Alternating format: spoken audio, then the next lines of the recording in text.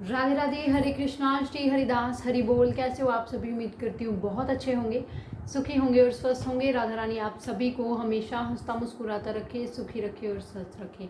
तो चलिए जल्दी से आज के वीडियो के विषय पर बात करते हैं, जो कि है लड्डू गोपाल जी को दोपहर में सुलाने से रिलेटेड। बहुत सारे लोगों के जो है पर्सनल में मैसेज आते हैं ये कि दीदी क्या हमें दोपहर में लड्डू गोपाल जी को सुलाना चाहिए या नहीं सुलाना चाहिए।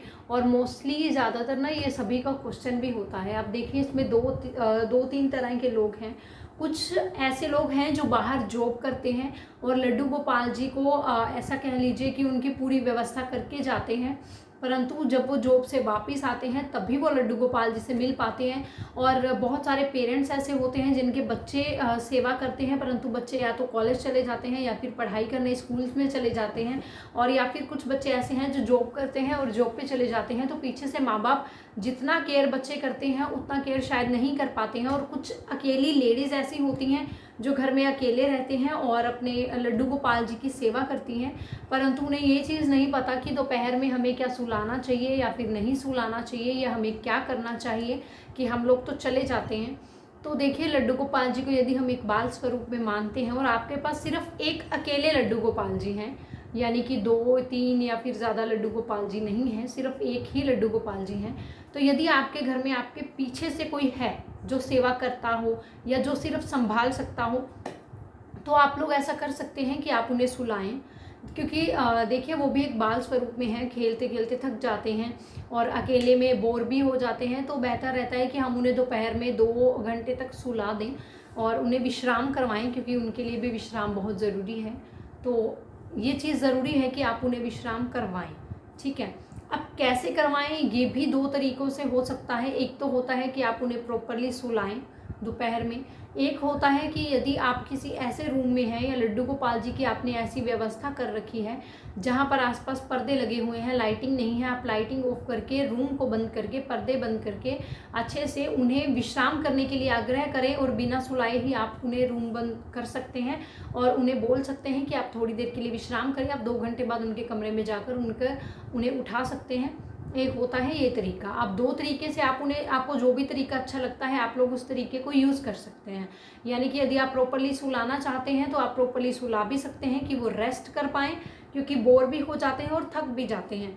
और यदि आप अकेले होते हैं घर में या कोई उनका केयर करने वाला इतना ज़्यादा नहीं रह पाता, तो आप लोग क्या करेंगे दोपहर में?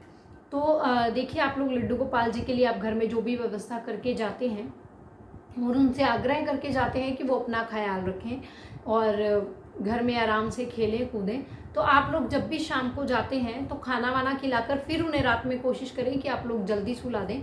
और जब आप दोपहर में नहीं होते तो आप लोगों को ये रहता है कि उन्हें दोपहर में विश्राम करवाना था। यदि विश्राम ना भी करवाएं तो वो बोर ना हो, कि वो हम ऐसा क्या व्यवस्था करें कि वो, यदि आराम भी हम उन्हें दोपहर में सुला नहीं पाते, आराम नहीं करवा पाते, तो दोपहर में जो निद्रा का वो रहता है, बच्चे बोर हो जाते हैं, चुपचाप से हो जाते हैं, उस चीज़ से हम कैसे वो कर सकते हैं। तो देखिए जाते हुए आप लड्डू गोपाल जी के लिए पानी और खाने की व्यवस्था तो करके जाते ही हैं, तो जाते जाते आप उनके खेलने की व्यवस्था भी करके जाएं। जैसे बहुत सारे खिलौने होते हैं, आप घर में बहुत सारी चीज़ें दे सकते हैं लड्डू गोपाल जी को। जैसे आप मान लीजिए घर में बच्चों को हम कितने भी खिलौने ला के दे दें, लेकिन वो अपने खिलौनों से कुछ समय तक ही खेलते हैं, उसके बाद उन्हें घर की फालतू चीज़ों में मज़ा आता है।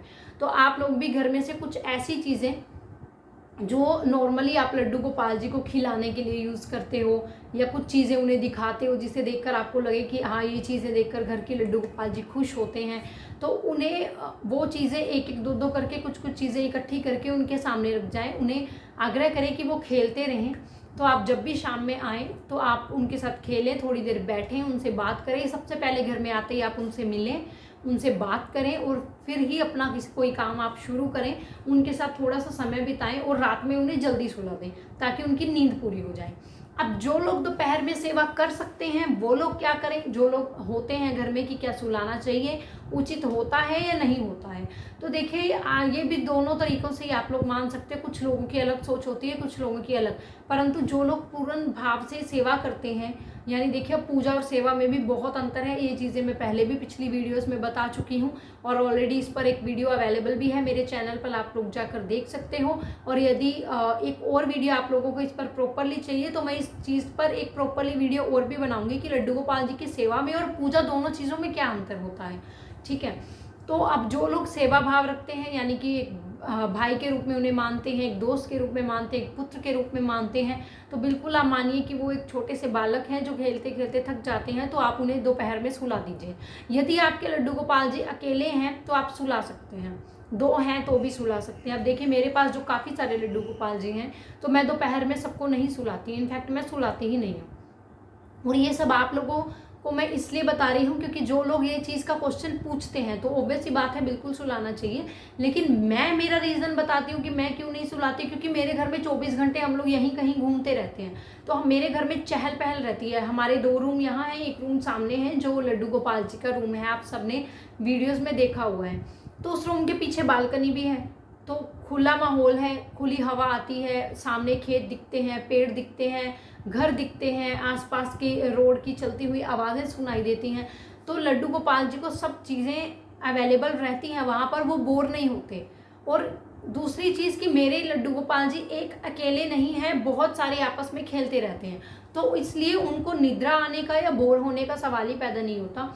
तो सभी आपस में खेलते रहते हैं। हाँ ये है कि हम लोग दोपहर में खाना खिलाने के बाद उन्हें ज़्यादा डिस्टर्ब नहीं करते, उन्हें कह देते हैं कि आप लोग थोड़ी देर विश्राम कर लीजिए, अब खेलना बंद कीजिए और आप लोग विश्राम कर लें। तब मैं बालकनी का जो गेट वगैरह है वो बंद कर देती हूँ और हम लोग अपना काम करते रहते हैं और 4-5 बजे तक हम लोग वापस वो करते हैं। और कई बार ज़्यादा ऐसे होता है कि हम लोगों ने सुबह सुबह जल्दी उठा दिया लड्डू गोपाल जी को बहुत ज़्यादा, तो हम लोग हो सकता है कि मैं छोटे बच्चों को दोपहर में जल्दी थोड़ी सी देर के लिए सुला दूँ, अदरवाइज उनका बोर होने का या निद्रा आने का कोई सवाल पैदा नहीं होता। यदि आप लोगों के घर में इतनी चहल पहल नहीं रहती, नॉर्मली आप लोग सिर्फ सेवा करते हैं, तो ऑब्वियस सी बात है कि वो बैठे बैठे थक जाते होंगे, खेलते खेलते थक जाते होंगे, तो आप उन्हें दोपहर में ज़रूर सुलाएं, सुलाना चाहिए। और आप सुलाएं कैसे, देखिए एक तो आप प्रॉपरली वे में सुला दीजिए, लाइट्स ऑफ कर दीजिए। जो यदि आपका एक छोटा सा, जैसे घरों में आजकल मंदिर बने होते हैं और मंदिर में यदि आपने उन्हें विराजित कर रखे हैं, या तो एक छोटे से रूम जितना अलग से मंदिर है तो भी, और यदि आपने किसी जगह पर किसी रूम में अलग से एक छोटा सा मंदिर विराजित किया हुआ है तो भी आप उसका पर्दा कर दीजिए, रूम्स की लाइट ऑफ कर दीजिए और लड्डू गोपाल जी से बैठे बैठे ये आप आग्रह करें कि वो थोड़ी देर के लिए विश्राम कर रहे हैं। आप दोपहर में 2 बजे से लेकर 4 बजे तक, 4:30 बजे तक लड्डू गोपाल जी को आराम से विश्राम करवाएं। यही उचित समय होता है उन्हें विश्राम करवाने का कि 2 बजे तक जब आपके बच्चे भी स्कूल से आ जाएं उन्हें मिल लें और उसके बाद आप लोग लड्डू गोपाल जी को और अपने बच्चों को थोड़ी देर के लिए विश्राम करवाइए। क्योंकि हम लोग जब अपने बच्चों को विश्राम करवाते हैं तो लड्डू गोपाल जी को विश्राम करवाना भी बहुत ज़रूरी है। बस ध्यान रहे कि उस समय आप ज़्यादा लाइट्स ऑन ना करें, उन लड्डू गोपाल जी को ज़्यादा डिस्टर्ब ना करें, उन्हें कहें कि हाँ वो आराम करें, रेस्ट करें।